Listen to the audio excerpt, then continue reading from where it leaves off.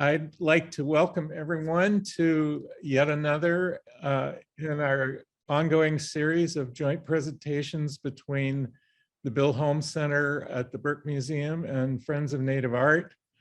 I'm Bob Moore. I'm president of Friends of Native Art, or FONA as we like to call it. If any of you are not already familiar with FONA and would like more information, you can send an email to fonaseattle@gmail.com and request more information about us. Before we get started, I'd like to remind everyone, wherever we are in North America watching this program tonight, we are on Indigenous land, and I think the majority of us are in the Puget Sound region, which means we're on the traditional and ancestral lands of the Coast Salish people. I'm very pleased that tonight we have a presentation by Tlingit artist James Johnson, and I'm now going to turn the program over to Katie Bunn-Marcuse to say a few words and to give James an introduction. Sure. Well, it's wonderful to be here tonight, and I'm so happy to have James Johnson with us. He's coming in from the Southwest, even though he's originally from Juneau, and so we're really excited. James is a Bill Holmes Center fellow this year, has already been at the Burke to do some demonstrating, and I'm just gonna let James introduce himself. Anish ka yuhat tusak Tlingit Tlena ach daklawedi ayahat ach ish hutsnu kwan yasati Gunashish. My name is James Johnson. I'm Tlingit Indian from Southeast Alaska. I belong to the Daklawedi clan, which is a killer whale clan. My family lineage is from the Hutsnu Kwan. This is Angoon, Alaska.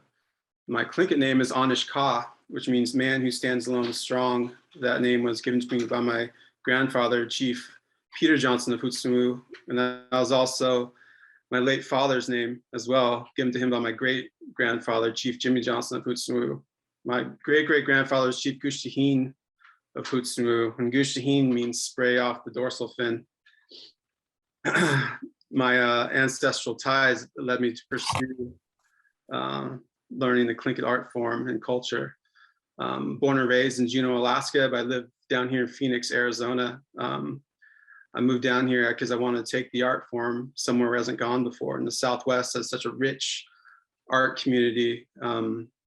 Northwest Coast art really stands out. And I've had really good opportunities doing what I do, living down here in the Southwest. I'm a husband and a father. My son, Kwaksin Hoots, strong bear, his name's Elias. He's my main motivation for doing what I do. Elias, he's 10 years old now. He was born with a life-threatening genetic disorder called cystic fibrosis. And so he was diagnosed at birth with that disorder. So my wife and I have been doing preventative treatment for him, 4 treatments a day since he was 2 weeks old, but he's completely healthy, and we're really thankful for that. But he's the motivation for doing what I do. Oh, that's great, James. Thank you so much. And I will apologize about the doorbell. I think it has something to do with how our settings are tonight, and we may just have to forge on despite it. But I'm very glad that everyone is wanting to join us. So it's a welcome noise, even if it's a bit of a distraction. And so I love hearing where you're from and about the people who came before you, of course, and the next generation. So maybe you could tell us a little bit about your self-taught artist who has clearly really come to understand the form line system and to bring it into all of the art that you do. And so can you talk a little bit about how you got started and how you've gotten to this place of really understanding? Yeah, no, it's definitely like teaching myself form lines. I started in 2008. I didn't grow up really in the culture. Like my dad was part of that period of time where going to residential schools and you didn't live your culture and you weren't necessarily brought up in that realm. But I felt like a calling, you know, to pursue it. I always was aware of my Tlingit identity and looked at the art form as this beautiful thing. And I made the decision. I said, whatever it takes, I'm going to learn how to do this. And, you know, I taught myself the fundamentals of form line and learning how to carve, you know, and I did it by studying old pieces in museum collections all throughout the Southwest. If it was within reach to me, I'd go see it. You know, Denver has two incredible museums, Denver Art Museum and the Museum of Nature and Science. And these days I work with both of them, but back then I'd go there and just study their work. Going to even the Heard Museum in Phoenix, they have a pretty decent Northwest Coast collection. And I'd go there and study pieces. You know, I'd study Preston Singletary's form line, you know, and anything I could, I would absorb it and learn. And it took a lot of years. And you know, it's definitely been, it's challenging to learn form line and understand it. And I love reading. You know, I read as much as I can. Like that book you showed earlier, I've read that. You know, but you know, the work of Bill Holm is unprecedented with his contribution to Northwest Coast art in general. You know, it's like you start learning the history of it, and it's like we're given this puzzle that's missing a lot of pieces in it. You know, and we put it together the best way we know how. But with his contribution helps us understand and bridge this gap of knowledge with it. You know, the terminology for form line, you know, we're indebted to him creating that for us to learn from, you know, ovoid, new form, split U, and understanding it. And so like it's his work, and I love reading all his books about the art form, and, you know, his passion for it is unparalleled. You know, even him being, you know, a non-native person, you know, but it's important still the step that he gave us in understanding this art form. So yeah, his work is definitely helped me along the way. I remember I'd only been carving for 4 years here in Phoenix, and there's a show in Alaska called Celebration, put on by See Alaska Heritage. And in 2012, Nathan Jackson was the head juror for that year. And I turned in a mask, and I was so nervous. And it got chosen to be featured at Celebration that year. And it's such an honor. And I asked Nathan to critique my work and help me. And he basically said, look, like you're good. I see your potential with what you're doing, but the work you're doing right now is garbage.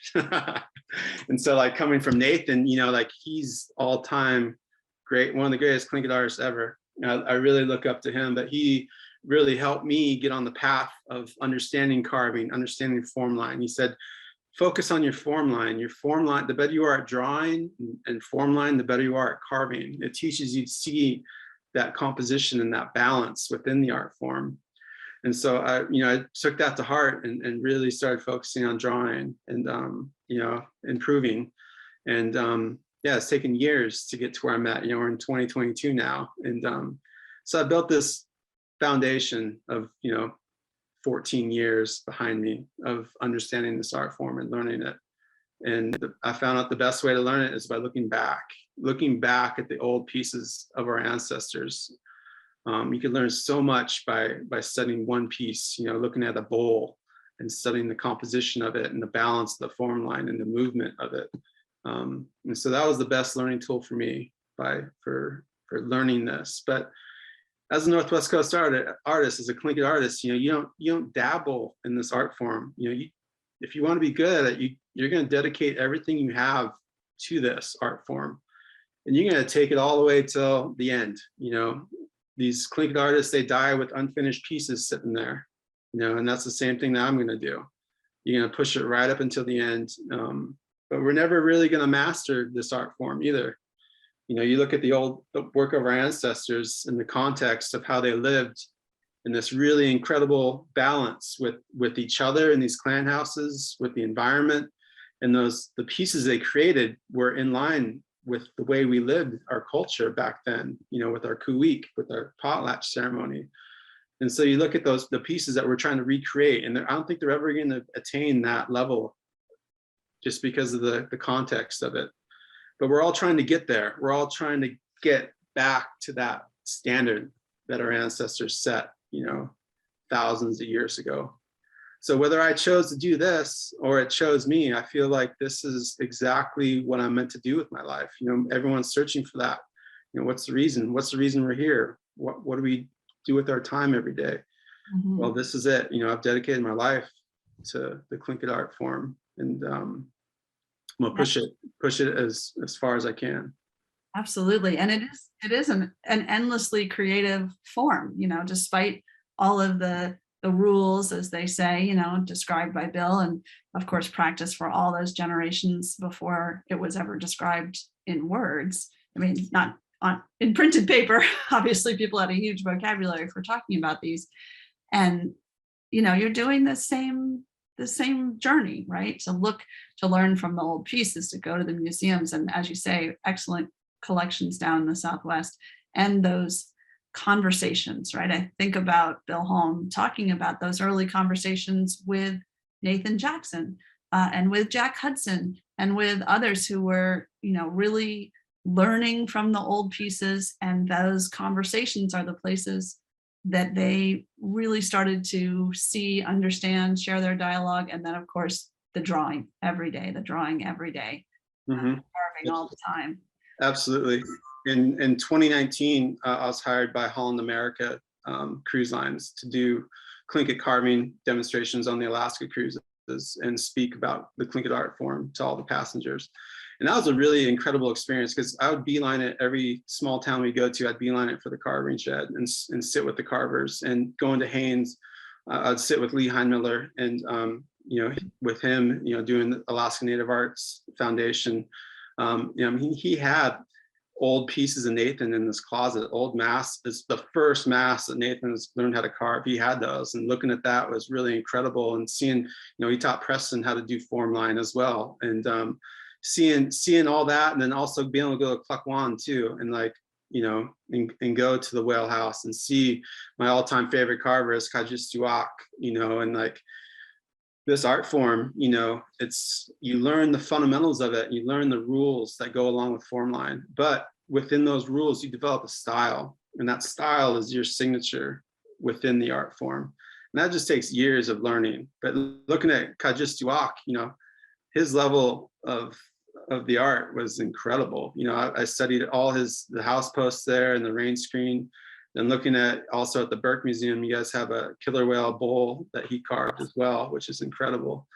But that time too, in 2019, there's a photo in the slideshow. I got to go to the Saxman and sit with Nathan for an afternoon, and talk to him and share what I'm doing, in the Southwest as well. Then went to Sitka, went to Wrangell, all these places, and got to study pieces. But this art form is complex, and it's a never-ending journey of learning, of understanding it. And I think we're all, every Northwest Coast artist has that responsibility on their shoulders, more than just creating something that looks pretty. You're carrying on this tradition that goes back thousands of years. And so you see it, you see it in Southeast Alaska, visiting it. And so that was a really powerful trip for me to go back and be there. Mhm. Absolutely. And, and I don't know if you want to head into this topic, but you talk about that connection as it goes back all these years, and that it's an incredible responsibility to take on the art making.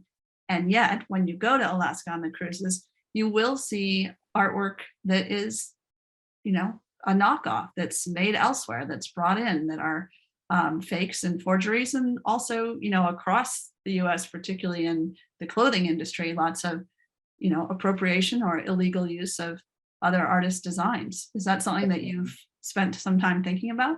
Oh yeah. I mean, for me, doing this art form, my dad told me, he said, focus on your skill. He said, your skill is most important. When you don't get attached to your work, he told me, when you finish a piece, you let go of it. Like you let a balloon go in the sky, like it goes where it needs to go. And I have pieces in museum collections kind of all over the country and collectors. But you said your skill is most important, because that's always going to improve. And so for me, I mean, I'm forging my own path living in the Southwest. I'm an artist for Vans, Volcom, LibTech snowboards, Smartwool, Ingrained Ink. I'm working with Portugal Man, Teton Gravity Research, and all these commercial companies I work with. I never once approached any of them for opportunities. They reached out to me and said, hey, like, we love what you're doing. we want to work with you. But almost like a prerequisite for working with them is that we're going to give back to Indigenous culture, Indigenous people. That's important. For example, Vans, I have a full collection with Vans being released in September. It's being sold worldwide, every Vans store, everywhere was going to have it. Shoes, apparel, everything. And we spent 2 years designing it. In 2020, we started working on it, and it's finally coming to market this year. But with Vans, like, we donated a big chunk of the sales from my line back to Sealaska Heritage Institute. That's going to go directly to support Native youth programs and help Native youth in different facets, which is important. And then LibTech snowboards as well. You'll see the snowboard in the slideshow. I've been an artist for them for, I'm on my 5th graphic now working with them. It's a worldwide snowboard brand. And I'll explain that later, but with them too, we donated back to Sealaska the construction of their new arts campus. We donated money to help build it. So like, appropriation is prevalent. You see it everywhere. You know, it's wrong, but I think there's really good opportunities for Northwest Coast artists. And for me, I'm showing these kids and these artists, like, look, this is possible. Like, this is possible to work with Vans. It's possible to work with LibTech. It's possible to work with these commercial brands. We make a living doing this. And outside of, you know, it makes you more a diverse artist, which is important, you know. But the integrity of the art form never changes, no matter what you're doing. It's always consistent. You know, I turned down Facebook a couple months ago. They approached me to do design work for them, and they're jeopardizing the integrity of it. And I was sitting there just like this on a meeting over what they want to do. And I said, you know what, this is not going to work. I don't care what you want to pay me, how much money you want to give me. This is not for me. So you have to keep that standard no matter what you're doing, whether it's commercial work, traditional work, ceremonial work, stuff for the market. You know, the integrity never changes. Well, I really love hearing that those companies have sought you out. And I'm hoping, and I feel that it's gotten better, that companies are really learning that they need to work directly with Native artists, and that the results of that are so much better than all of the moments in the past where they were sort of either appropriating or taking designs or hiring people who just weren't part of the communities. And so I really know that the success that I see, you know, with you and Vans and the snowboards, I know a lot of other artists on the coast are working in similar ways, and it just feels like everybody's going to win from that situation. And it's wonderful to hear that that those companies are ready to step up and do this partnership and devote profits back to Indigenous communities that are helping their products get better and grow their markets as well. So that sounds excellent. So I know we have the slideshow. Do you want to jump into that, or would you like to? You also have a few other wonderful activities that are going on, including SWAIA and working with a show with the Department of the Interior. Yeah, we could jump into the slideshow. I mean, all that's kind of included in there. Yeah, let's do that. And those of you who are listening, feel free to put questions in the chat. And oh, hang on one second. I'm just gonna do that one more time because I want to make sure that the little video that you're sharing with us is going to work well. So let me redo that. Just a second. All right, here we go. Make sure the video is working. There we go. All right, that should be your first image. Cool. Yeah, this is my great-great-grandfather, Chief Gushtahin. He's sitting there holding the famous Keet Gwala killer whale dagger on the right there, wearing the clan hat. And so, like, you know, learning the art form, man, like, this is a really powerful photo. But when I do the art and how I live my life, like, I want to honor my family. I want to honor my family lineage. If I do a piece, you know, if I lay this out in front of them, like, how are they going to respond to it? You know, so you have to keep that standard really high. Yeah, this is really powerful photo, my family lineage.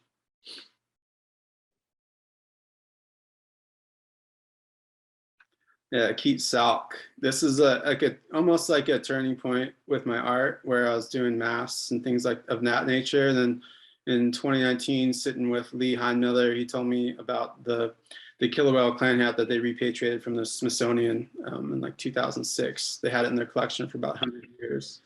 And so like, I started figuring out, I was like, you know what, these pieces are sacred to our people, our atu, you know, and so like, I want to carve more meaningful pieces like clan hats that could exist within our culture, you know, 1,000 years. But this piece in general too, I entered it in Sealaska in 2020, and it took first place for wood sculpture at the Celebration Show, which is an honor. This photo is from the Museum of Art in Fort Collins, Colorado. It's the Rocky Mountain Biennial, and it was a full contemporary show. And I was the only Native artist in the show. And they had 2,500 entries for art pieces go into it, and they selected 150 for the show. And both of my pieces got selected, and they both received honorable mentions. But this was also an experiment for me. The head juror was Leah Ullman. She's been an art critic for the LA Times for like 30 years, really heavy art critic. And so to receive honorable mentions for my pieces was a really cool honor. But this was also an experiment because, you know, in the 1950s and 60s, when they started looking at Northwest Coast art, and instead of looking at it from as archaeology and ethnology, they started looking at it as fine art. And so with this, like, I purposely entered two traditional Tlingit pieces that can exist within our culture thousands years ago, and put them in a full contemporary art show that didn't, you know, has a number of different pieces in it. But, you know, I wanted to see how it'd do. And, you know, it goes back, you look at the work of our ancestors, you know, incredibly highly skilled artists with what they created for that time. And yeah, it deserves to be and exist in those realms. It's just another facet of it. It's not like you know, it's so much more than art. You can't fit, you know, a square peg in a round hole with this art. The context of it, these things are alive. This art is, you know, containers of knowledge that go back thousands of years. This is who we are, and this is where we came from. But, you know, having it get this kind of recognition too at the same time paves the way for other artists down the road. It shows like this is all possible. Yeah, well, and you were telling me a little bit about doing some demonstrations at Fort Collins College. And, you know, I think about the people who walk into a gallery like this, perhaps, who don't know about the context and these, as you say, as containers of knowledge of all of those generations that come before you. But it sounded like you had a chance to really talk to some of the students there and give them a little bit more inspiration through your artwork. Oh yeah, absolutely. I mean, I'm not a public speaker, but the last like 3 years, like my buddy is like, hey, you're a public speaker. But I've given a lot of talks, to be honest, and education is important. Education of Tlingit culture and history, talking about colonization is also a big topic, and it's heavy for a lot of people. I started out in the cruise ships, and it made people really aware of our history and what this, not only an art form went through, but what our people went through, you know. And it makes this a really sacred art and sacred thing for sure. And I'm sure that, you know, all of that history are the kinds of things, in addition to actually learning the carving and the form line. I'm sure those conversations that you have with wonderful mentors like Nathan. Yeah, Nathan, he's incredible. This is in 2019 in Saxman. You know, it's funny walking up. He had, you know, about 60 people behind a little rope watching him carve, and he's just unassuming sitting over there working. And then once everyone left, I kind of jumped the rope and went and sat with them for the afternoon. Yeah, like Nathan is, you know, you have these icons, these people that have like carried this art form through their lifetime, you know, and like we're indebted to the work that Nathan's done, you know, especially like, I don't want to call it resurgence, but like there's people that, you know, put that responsibility on their shoulders and carried this art form ahead, you know, and Nathan's one of those people that that did it, and like he's still doing it. He's up there saying he's working on 2 cutillas right here, staying up there swinging the giant ads. You're like, oh, like he's gonna fall, but he's gonna push it right up until the end, and I love it. Absolutely. Yeah, he's been such a mentor to so many artists, and really not just in all of the very customary form line, but encouraging, his son as well, who can carve a totem pole and work side by side with Nathan and really move out into a whole new realm of the artwork as well. Yeah, absolutely. That's always the discussion, is traditional and contemporary. And I think you can exist in both realms for sure these days. But yeah, Nathan set a style that is, you see it and it's unrecognized. It's, it's Tlingit, undeniably Tlingit art with what he creates. One of our guests here tonight is saying, what do you mean you started out on the cruise ship? So maybe you better tell that story a little bit more in depth. No, I mean, I've been doing this art form for, since 2008, quite a long time. And like, I find like for me, like I told about focus on your skill, like what my dad taught me. You focus on your skill and you be an open person, you put out this like positive energy and you attract things to you, opportunities to you. And like that was just one facet of it, where they saw the work I was doing. I was doing carbon demonstrations at the Heard Museum, and I work with them pretty steady. And they reached out and said, hey, we love what you're doing at the museum. Can you do that on the Alaska cruises? And I said, yeah, of course. Like, those opportunities present themselves, and like, you have to have the courage to take those opportunities and do them, but, doing that, I got to go see Nathan and got to go visit all the carvers, and yeah, it was fun. It was a really, really good experience. I bet. I'm sure everybody loved your demonstrations. I mean, I know when we are lucky to have people like you and others in the artist studio at the Burke, it's really engaging for people to be able to get up close and ask those questions about the real process and the technique that you don't get to see when you're looking at the final product. Oh yeah. So I thought, is this a good time to show this time? Oh, yeah, let's dive in. Wonderful. Okay, I'll turn it on.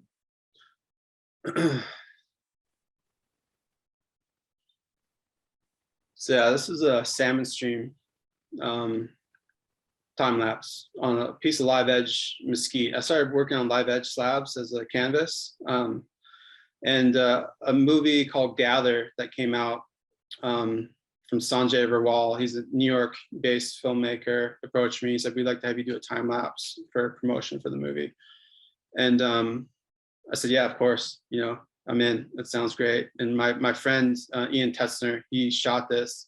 This was shot in my garage. The camera set up overhead, and we had it lit professionally. But we had a photo. These are all photos.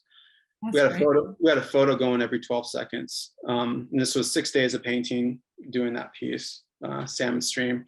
The movie Gather, it highlights, the theme of it was indigenous people and their traditional food sources. And for the Tlingit, it's salmon. Salmon was our traditional food source since the beginning. But doing this piece was special too. I took care of both my parents until they both passed. They both were in Alaska and asked me for help. And I moved them down to Arizona. My wife and I took care of both of them, cooked all their meals, gave them a room. And my dad passed, and my mom, during that time lapse, she passed away on the second day of that. And so that was like a grieving piece for me for 4 days, doing that afterwards. But my mom was such a strong woman. Like, she had terminal cancer, didn't want any treatment. She said, "It's my time." And so she said, "You keep living your life and keep doing what you're doing." She said, "I'm going to be fine." And it's so powerful and beautiful, but that's why that piece is special for me. That was transition time. Yeah, it's a beautiful piece, and it's really such a wonderful piece of filmmaking to watch. It's yeah, my buddy Ian's top notch. Like, he's so good, incredible photographer, videographer. He shoots all my work. It's really a light. It's so special when you get to see something in process. And of course, time lapse are just, it's so engaging. Yeah. Yeah, people have asked me to do one carving, and I was like, that's such a, I don't know if you could do one carving because it's such a mess. You have to take a photo like every hour or Yeah, that'd be 4 hours. yeah.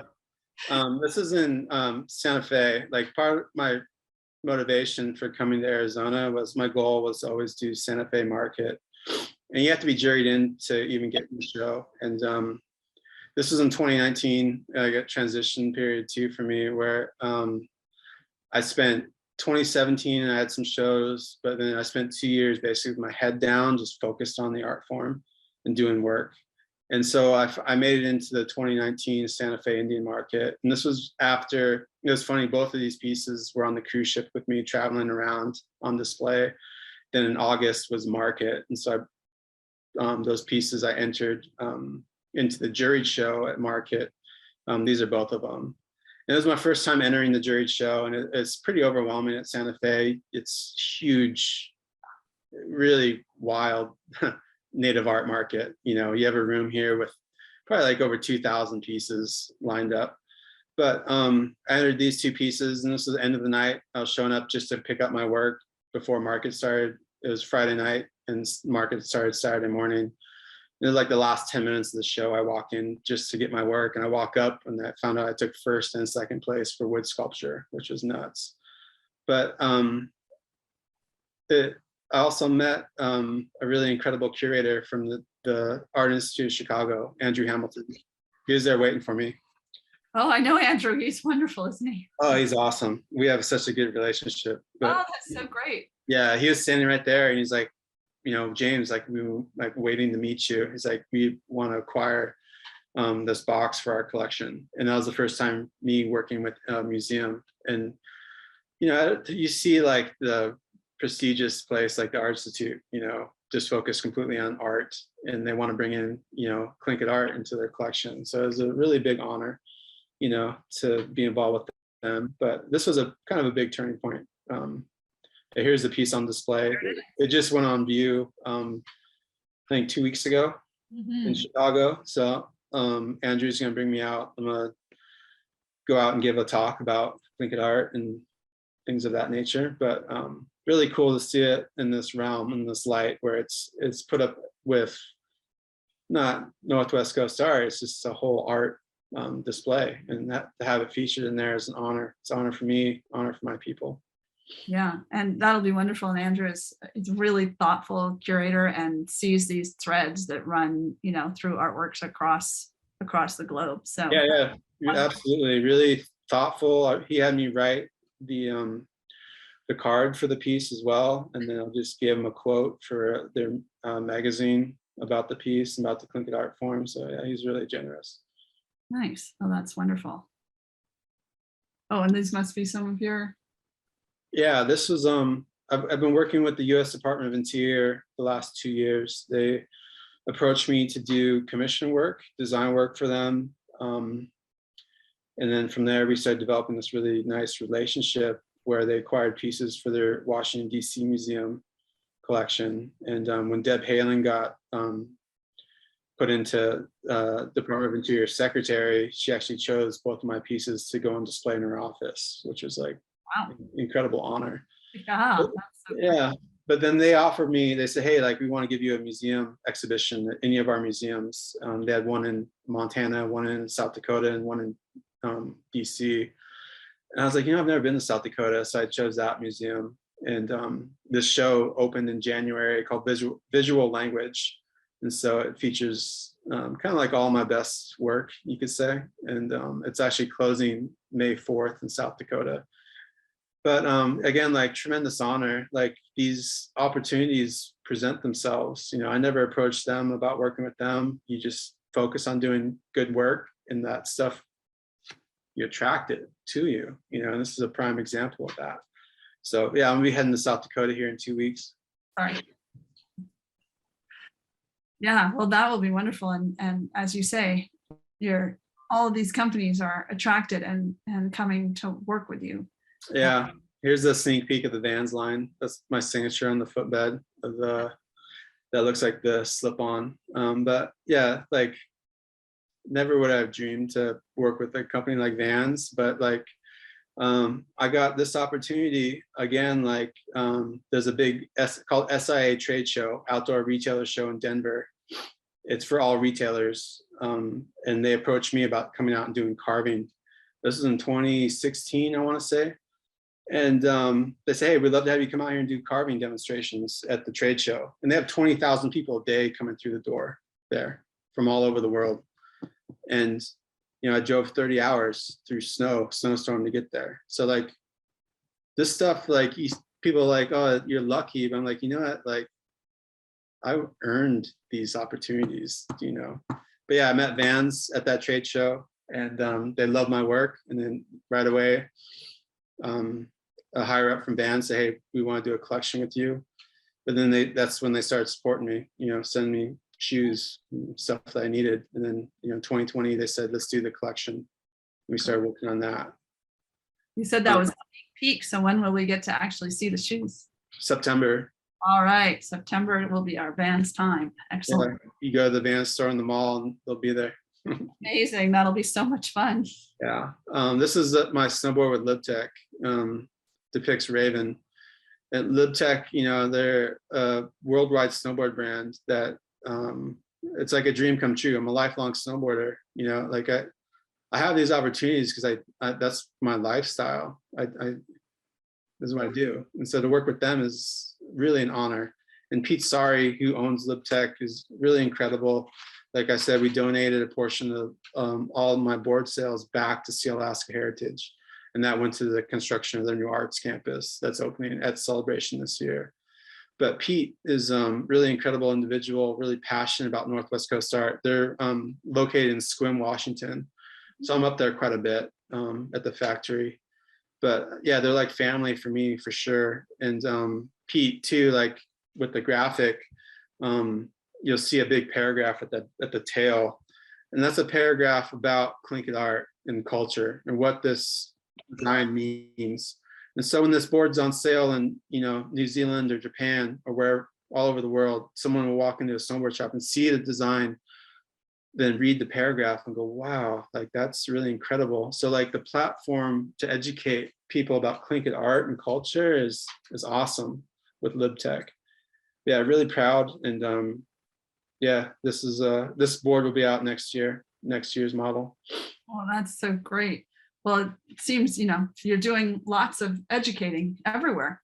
Yeah. This is I was an artist for Travis Rice's company. He's Travis Rice. You could Google him. He's probably the world's greatest snowboarder ever. But he is passionate about art, and he approached me in 2017 to be an artist for he has a gallery in Jackson, Wyoming called A Symbol, and I did a gallery show there in 2017. But Travis reached out to me. He had an event this year called Natural Selection. It's a snowboard event, features all the top snowboarders from all over the world. They did 3 stops, one in Jackson Hole, one at Baldface in Canada. They just aired the one in Alaska yesterday. Really incredible event. But Travis contacted me. He said, hey, I'd love to have you come out and speak at the Jackson event. This was in January. And no, again, no question, you don't hesitate with opportunities like that. You say, yes, I'm going to do that, you know? And so I went out to Jackson, and this is me giving a lecture. There's a 500-person auditorium on Yeti night in Jackson, speaking about Tlingit art. And the other keynote speaker was Pete McBride. He's been a Nat Geo photographer for like 30 years. What an incredible life he's lived. But we did the sound check before the event, and he had a teleprompter going, and I was up first to kick off the night. And he's like, you gonna use a teleprompter? And I go, no, I'm just gonna go up there and talk. So I went up there and just spoke about Tlingit art, history, and colonization. And it was really powerful, you know, and it resonated with a lot of people. And yeah, you could see like a sneak peek, my snowboard boot with Vans. They sent it out. I'm wearing the shoes also on stage. All right. But yeah, and that's the original artwork for the snowboard to the right of me there, and the snowboard on the left. But yeah, just incredible opportunity. That's excellent.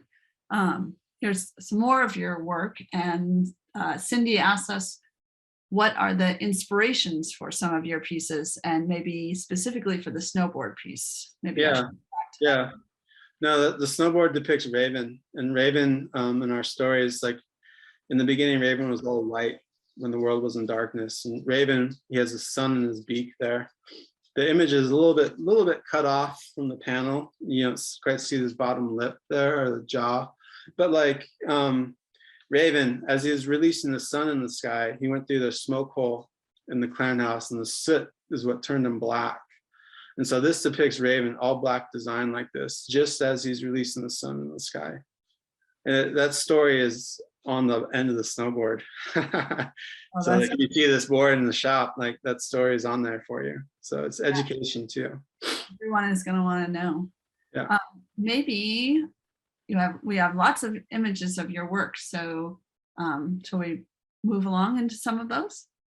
Yeah, I'll talk about this one's important. It's the Heard Museum in Phoenix. I grew up, when I first learned, I'd go there just to study pieces. And we kind of organically developed this really good relationship with them. I'll be there carving on the 24th of this month as well. But yeah, this is inside the museum carving. They're like home base for me in the Southwest. I've done a number of lectures with them, carving stuff, pieces in their gallery. So really thankful for their support. That's wonderful. There's nothing makes me happier when artists are saying a museum feels like home to me. That's makes me happy. It seems like everybody's doing good work on either side then. Yeah, they let me make a big mess in there. And that should be part of a museum too. Sure. Yeah, this is just recent work. I've had a fascination with bowls, sculpting three-dimensional. This is a seal bowl I carved. This is up in South Dakota right now on exhibit. The eagle bowl carved out of yellow cedar. This is on exhibit in South Dakota. This is another piece that's heading up to Alaska for celebration. This is part of the celebration show. Dan wants to know, what is the material of the seal bowl? Yeah, that's red cedar. It's all black, just because the bowls I study, I love looking at them. Majority of the grease bowls I look at are all black, from who knows how many years of use. I Yeah. always thought that's so beautiful. I All love that accumulation of grease turns it such a dark color. it. Exactly. And so like I love that look. And so I just emulated that look with this seal bowl, you know. Those Oolachin bowls are amazing sometimes in the museum, and this is true for the ones we have. You know, they were used for so long that even 100 years later, they're still There's still grease. grease. Yeah, you Like, pick it up on the shelf oozing and there's out of it. grease underneath. Yeah, it's really beautiful. Yeah, for sure. Sea lion helmet. I'm fascinated with our culture of every, being raised a certain way and understanding the Tlinkits were trained as warriors. They're raised as warriors from a young age. The young men left their mother and father and raised by their uncle. And I've had a fascination with that art form too, by doing these pieces like helmets. And that's an important part of our culture. But yeah, this is on exhibit in South Dakota. This is heading up to Alaska for the celebration show as well, carved out of red cedar. That grain is beautiful. It really makes you think of the seal pelt as well. And Yeah. the water kind of, I don't know, that's what I'm thinking of. Yeah. No, this is not usually. Typically, you carve a burl using to do a lot of the helmets, just thickness. But yeah, this is a piece of red cedar I had, and yeah, it was fun to carve. Again, like meaningful as well. Like it's a part of our culture. Barbara wants to know what the whiskers are made of. Yeah, those are real seal whiskers. I always put the call out. I need I need seal whiskers, and I need dull sheep horns. Okay, well, we'll keep that in mind. You'll have to do some trading when you're up at Celebrate. Yeah, I love carving spoons. Like I love tackling that aspect of the culture as well. Carving goat horn spoons. Nice. Yeah, this is again, like lightweight armor out of elk hide. The Tlingit would trade for elk hide from the lower 48 and use it as their Under Armour, lightweight armor, under the wooden slat armor. And so like fascinated by that. I love doing those pieces and painting formline on hide. Like it's like the paint was like meant to go on it. It flows really well. And yeah, this was this is up in South Dakota. This was in the Sealaska virtual show in 2020 as well. That's great. I love to hear that combination of how the materials work together, thinking of the paint and the hide. Yeah. Yeah, this is a Transforming Raven bentwood box design, more contemporary look to it. But this is again on exhibit in South Dakota. This piece is also heading to Alaska for celebration. There's only one side here, but it's carved on all four sides. Like Tlingit boxes, when they put the center line in the corner and carve through the corners is fascinating to me. So I wanted to do a continuous form line design that's seamless around all four corners. And that's what this depicts. Oh, that's great. I can't wait. I would like to see the whole thing. We'll have to have this on one of those moving. Around, like, yeah, that'd be cool. I know the corner oriented boxes are fascinating. Yeah, absolutely. Raven headdress carved out of red cedar. Again, like 2019-ish, I really wanted to transition and start carving headdresses and clan hats and kind of the progression of the whole thing. But I love doing those pieces for sure. That's I talked about this with Aldona, actually, Jonatas. She asked me to be in her next book. I've read all her books, and she's doing a new book called Contemporary Tlingit Art. You know, highlights, I think, 30 different Tlingit artists over the last 40 years. But I talked about that with her. I said, you know what, the more I look back and the more I look at the old pieces, I feel like this grip like coming on me, saying like, this is where you need to take the art form. These are the pieces you need to do. It's important to do those. So for me, like, I love doing those pieces like that. You know, I'm carving this Raven bowl right now, but it's like, this is just for my own well-being. I've been doing like 3 months of commission pieces for people, not doing pieces you really necessarily want to do, passion pieces. And so like I started carving that just to do something I want to do. But the old pieces is definitely where my heart's at. Nice. What's the name of the museum in South Dakota that these pieces are at? Yeah, Rapid City at the Journey Museum. The Journey Museum. It's in association with the U.S. Department of Interior. Oh, excellent. Great. Yeah, there's a killer whale mask carved for that exhibit, abalone inset. I've done a few of these killer whale masks, and yeah, this one actually is going to a collector in Los Angeles after the show closes. Pen I did with I did it for the Smithsonian.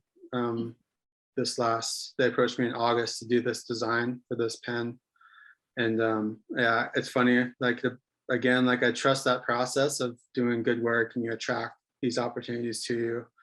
I get these emails that I'm like, I think they're spam, you know, email from the Smithsonian, you know, but yeah, I did this pen design. It's out in the market now. You could buy it. It's called Raven Steals the Sun design. But yeah, it's a cool facet and a really good opportunity. Put the art out there through the Smithsonian. Absolutely. And I think what you've shown us today, in part, and these pens sort of bring it home, is that incredible capacity of Northwest Coast Art to work on all the scales, right? From the miniature to the large, and the sort of different things you might need to think about as you work across all those scales. Yeah, I mean, a Northwest Coast artist, you're highly skilled in a lot of mediums. And then you just look at modern day artists too, like you need to understand how to digitize your form line. You know, it's a newer age, you know, you need to understand how to do that process and be open to people and communicate this art form to people is important. You can't be closed off. But yeah, like as an artist though, yeah, the capacity and the opportunities are there for you. And it's for me, like paving the way and showing these other artists, like, look, this is all possible, you know, is important, especially for the younger artists. eagle headdress, carved red cedar. It's funny, I have, for a lot of my displays, I use the mannequin just to give it context for like people see a mask on a wall or something, you know, but like this like gives it real context of the size and like the intended use for it, you know. But yeah, this is on display in South Dakota right now. A pretty big piece. Trick was I hollowed it out. That was a trick to make it lightweight. You know, you want things, everything to be functional and usable and wearable. So you just have to consider the hollowing aspect of these bigger pieces. But I love it. I love tackling big pieces like this and sculpting it and carving it. And again, like pieces that can exist within our culture, you know, 1,000 years ago, like that's where my heart is. Absolutely. And I think that point of the mannequin is really an important one because it helps us in the museum to try and at least bring some sense of context and functionality back to it rather than, you know, the square glass box. Sure. Yeah. And it was wonderful to have you at the Burke. Yeah, this is like the last photo. You know, before when I was learning art form, I'd go to the Burke. Every time I was in Seattle, I'd go to the old one too, you know, and go see it. And then I came to the new one to study pieces as well. And like I reached out and said, you know, I'm a Tlingit carver. I'd like to go through the collection. And then that spawned in this really incredible like relationship with Bridget and Ashley and Rose, you know, now I met you, Katie, you know, and like the work that you guys are doing is unparalleled with your collection. You know, it's following the footsteps of what Bill Holm did, was education, helping aspiring artists learn this art form, study those pieces, you know. So I think like that's like really, really incredible with what you guys are doing with the collection. And yeah, this was me carving there, and it was December. I was up for a couple of days.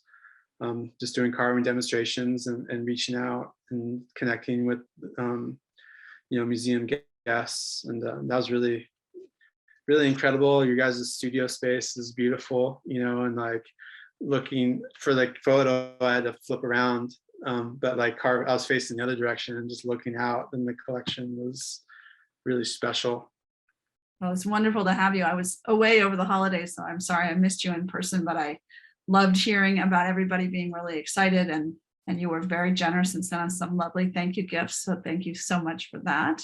And it really was a gift for everybody who was here. And when artists come, you know, having the studio now is just another wonderful addition to, you know, the practices that Bill Holm put in place. And then Robin started with starting the Bill Holm Center and allowing for money and funds and staff to help artists and community members come down and access the collection. And we're just thrilled that, you know, they continue to be the teachers, right? That these pieces aren't in community any longer, but they still have really important relationships with people like you and other artists. Yeah, absolutely. It's powerful.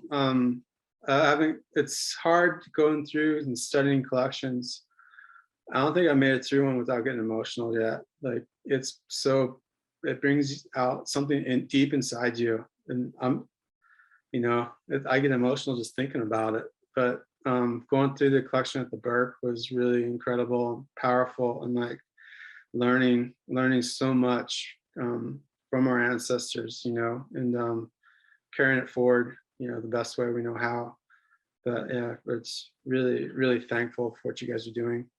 Well, it's all about everybody's relationships across the coast, and we're just honored to be a part of that.